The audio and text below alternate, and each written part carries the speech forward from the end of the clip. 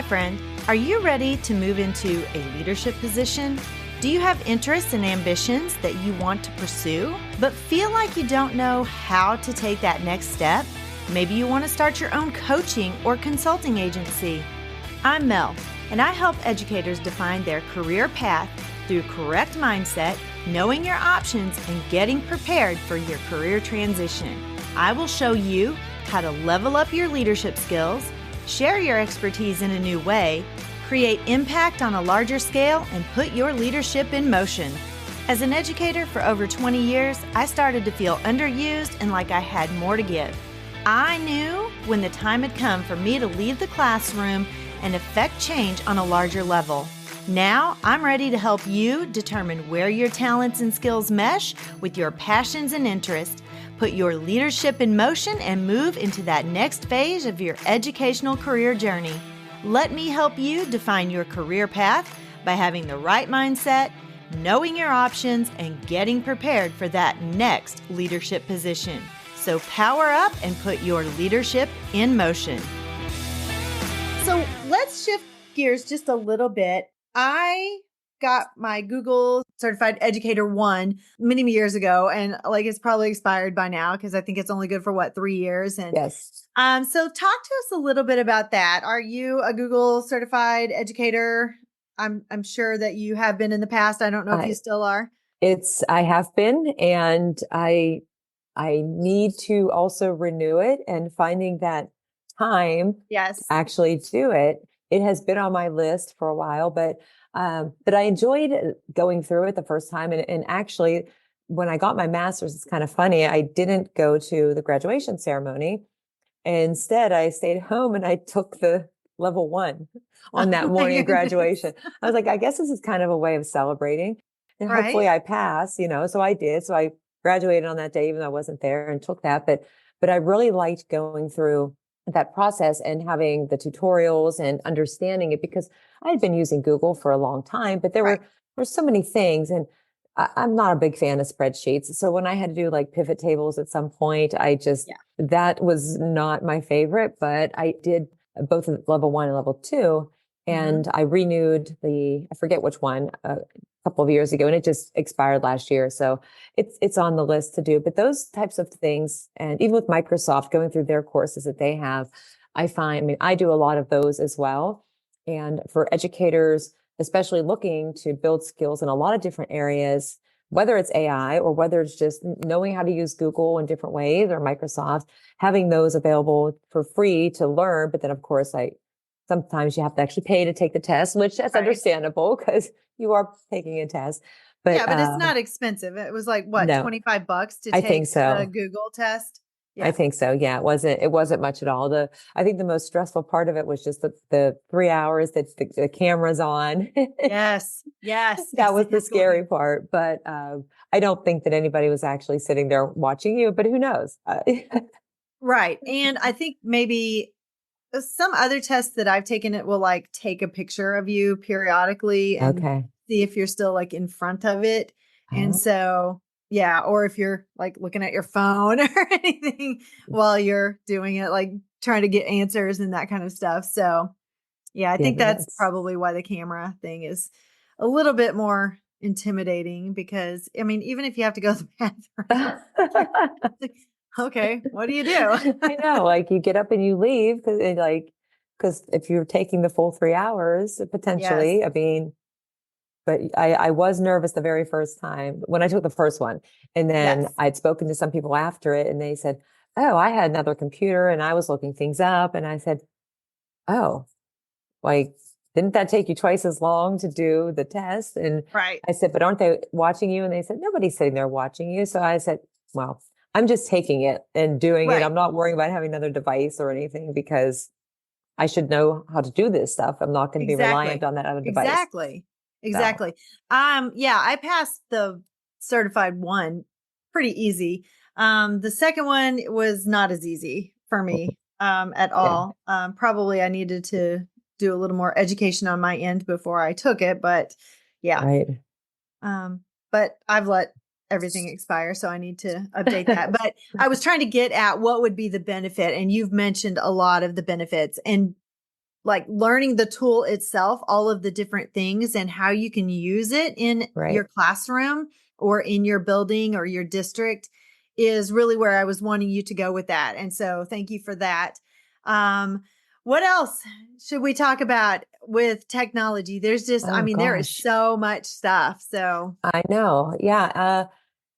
I guess advice maybe too, because this happened, COVID 2020, schools, everybody's at home, and people were asking me, my school doesn't have a tech coach. And so I'm kind of the person, I'm the PD chair, but when anybody has a question, I love when they come to me or I get the email, like I'm trying to do this.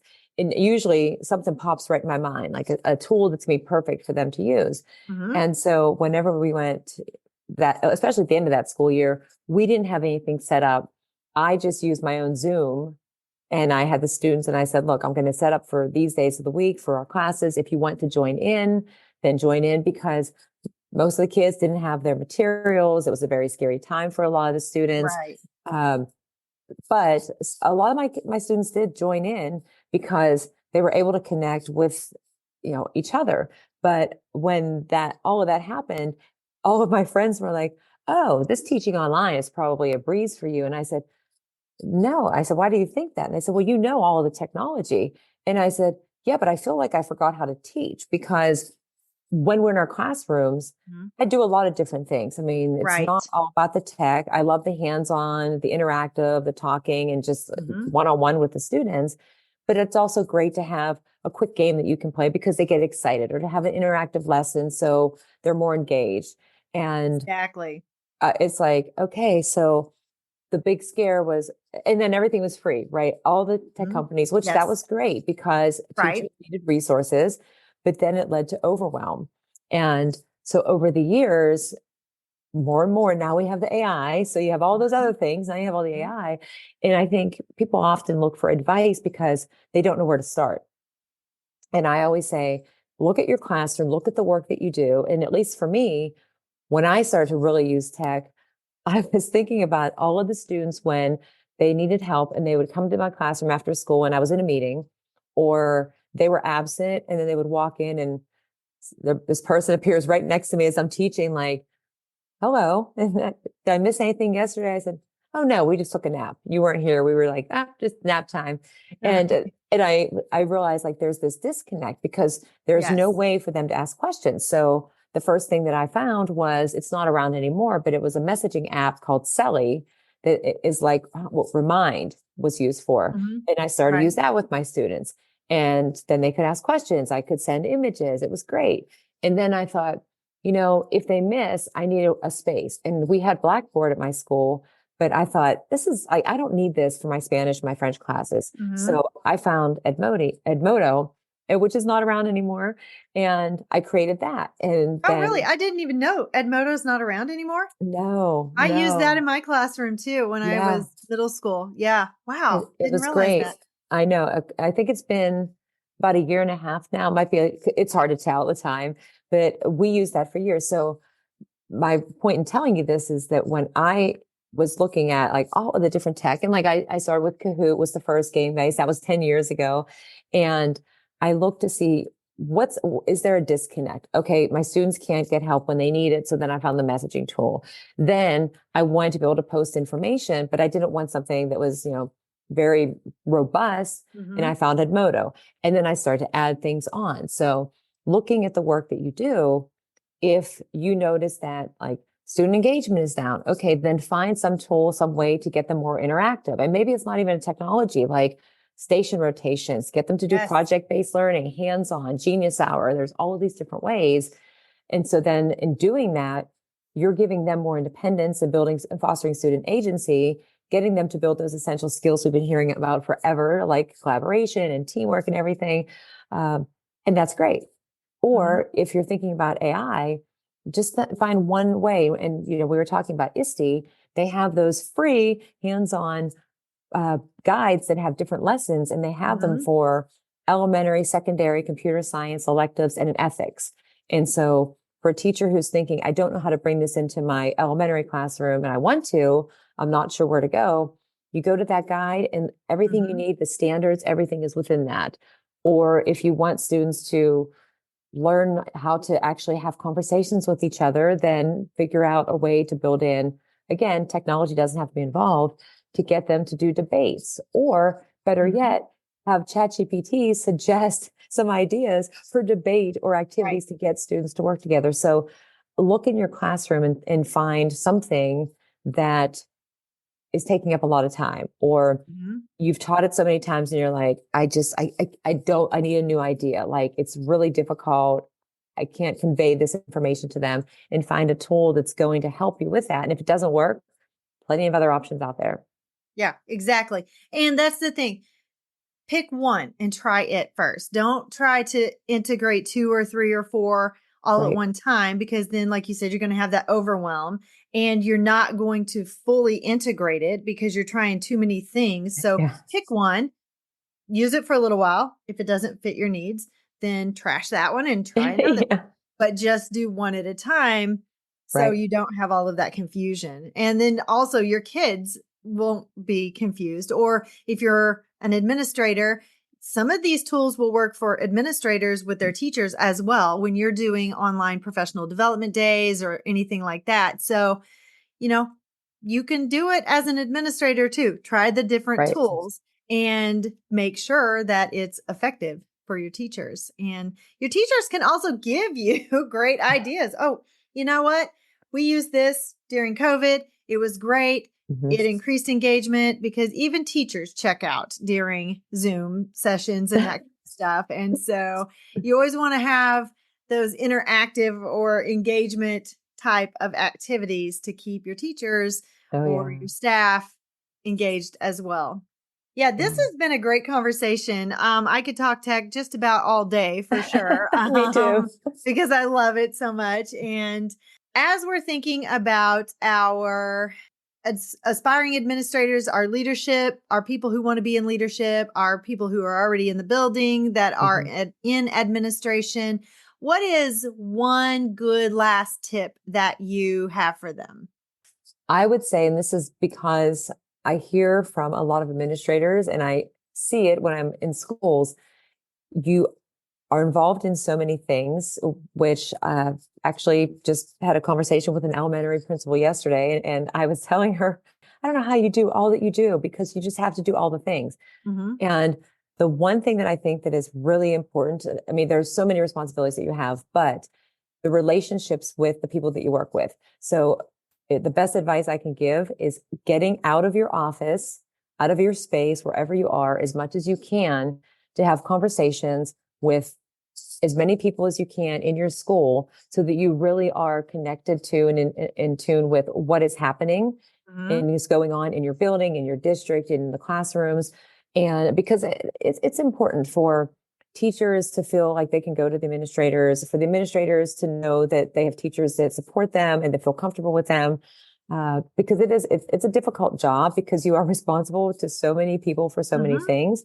But I think the more that you can get out there and talk and build relationships with everybody in the community, family, the school community, which again, it takes time, but it doesn't have to be all at once. So I told my principal, I always say, like, close your door for like 10 minutes, just close the door and just have that be you, like time for you.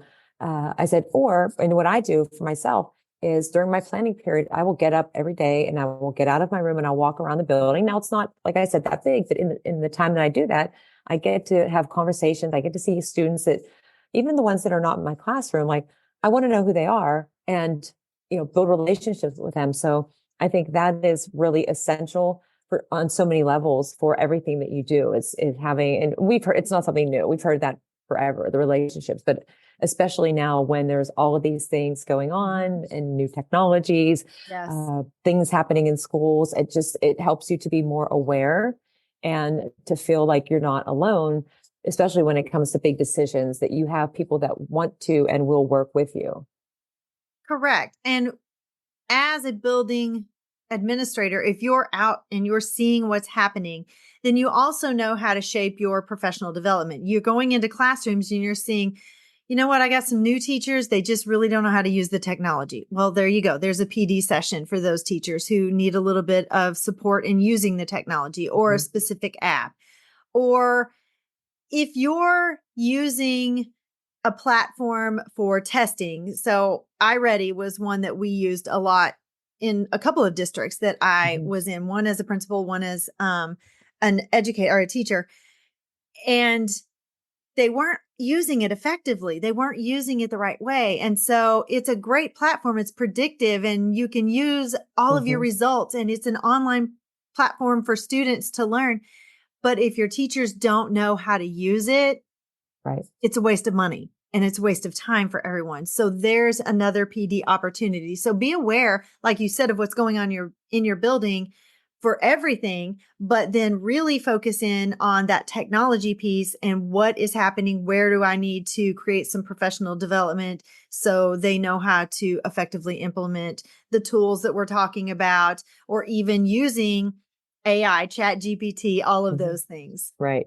Yeah. And those tools are, I did a presentation back in July, and it was at a conference, and an administrator was in the room, and I showed a couple of different tools, and the session was only like 45 minutes.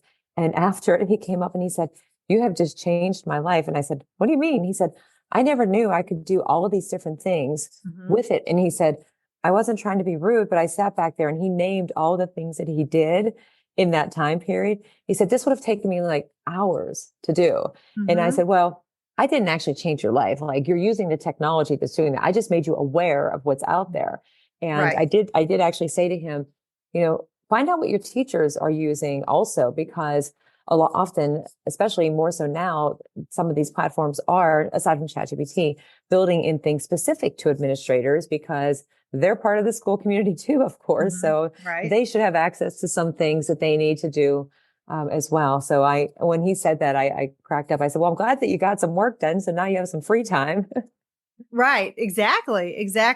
Canva is one that is really a big one that I have learned so much stuff recently of how to use Canva more effectively, because I was not using it near as much as I could have. And I was like cheating myself because there's all these great built-in apps. And I'm an explorer when I go into a different app and I'll try things or even websites. And I'm like, why have I not been exploring this? Because that's who I am by nature, is an explorer of these things. And so I'm getting ready to create a course for some teachers on how to better use it. Like, I don't even think that people know. I don't think all teachers know you can even get a free subscription for everything if you're a teacher. And so that, like, there is awareness that needs to be put in front of teachers and educators so you can be more effective and use those tools more effectively. So a couple of things.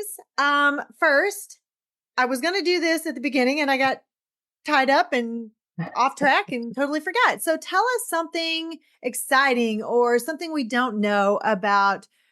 Well, now I can say Dr. Poth. Is that correct? See, Yes. you didn't even tell me this at the beginning, or I would have introduced you as Dr. Poth. So tell us a fun fact. Oh goodness. There's a lot of fun facts. It's funny with my students, because when they learn more about me and they say, "Well, you do this and this," and I'm like, yes. And one fun fact, I don't know, it's probably not the most fun fact, but I have many cats and people, and people will send me pictures and texts and everything all of the time about like, what's wrong. Like, they want me to be like the vet. And so, but I don't mind, but I'm always known as the cat lady, the cat person. Wow. So I mean, that's one thing. It's a fun fact. And so how many cats do you have? I have 7. Well, but that's a good number, but it's not an outrageous number. So. No, it's not double digits, and it will not be, but they've all shown up at the house over the years, and just, they knew where to go. So I'm happy to take care of the animals, but and they're pretty self-sufficient. I mean, cats are, they do their thing, and they don't need a lot. Yeah. Half the time I can't find them in the house, or if I was actually at my house right now, if I forgot to shut the door, one of them would probably be sitting here staring into the camera with me. But no, I don't know that that's the most fun fact, but it was a toss up. It was either that or that I was a majorette in high school and at Penn State, and I used to twirl knives and fire baton. And the funny thing is when my students found that out at the end of the last school year, they wrote on the board like 45 days until Miss Poth's going to twirl fire baton at the end of school. I'm like, that's not happening. Like, that's been years since I've done the fire baton. They really thought that I was going to bring it in and do that. Wow. So, yeah. That would have been impressive. That would have definitely been a good TikTok video. It probably would have gone viral. So yeah, I stay away from that. They want to get me into TikTok videos. They did this candy salad thing at the end of the school year, which I guess was a big TikTok thing. And I am like, I am not getting into that video at all. Right. So I stayed out of it. I just observed from the back and let them have their fun. Yeah. I think I've done 2 TikTok videos my entire life. I'm like, I don't have time for this. And so it just sits there. That's on my list too. Never even start. I'm at this point, I'm like, I don't even think it would be worth my time. I don't know that it would benefit me in any way at this point. Yeah. So tell us how we can connect with you. Also, tell us about your books too. Where can they get your books? You have 9 books, and now I can't even remember if we talked about this at the beginning of before we started or after I started the video. So you are an author, and you have how many books? Yeah, I've written 9. And I've been very fortunate to contribute to some other people's books as well, just sharing different stories, which that's a big part of what I've done with a lot of my books is have people share vignettes about, like one of the books was true story lessons that one kid taught us, and about lessons that we've learned from students and how that helped us to become a better teacher. Mm-hmm. And I got like 38, well, including myself, 38 educators from around the world to share these vignettes. But I enjoy writing. And the big joke was for most of my books, I'm like, you don't even have to read it from front to back because it's vignettes and it's different parts. But if anybody wants, 2 of my books are through ISTE. All of the books are available on Amazon or through me. I have some also because I go to events or, give them to friends and family or school, whatever. But I'm pretty consistent with connecting with me because it's on Twitter or X or Threads or Instagram, all of those. Mm-hmm. It's RDENE 915, which is first initial, middle name, and birth date, because when I made the email, that was back with AOL. And my parents followed that structure. So then I followed the same structure. Right. And I do remember seeing that on all of your social media accounts. So So that, and if you want to email me, add the Gmail. You want to find my blog, put the rest of the web address around that RDENE 915, and I'm on LinkedIn too. So if anybody has questions, has ideas to share, wants to connect with me, I'm always happy to help. Yes, awesome. And we actually were contributing authors to a Snapshot in Education book. So that was another connection that we had together. So that was my first anthology experience. And so me too. I've gone on to, I'm actually doing my own anthology now. It's called Milestones of Women in Education. And so you're more than welcome to be part of that as well, if you would like to. So that sounds amazing.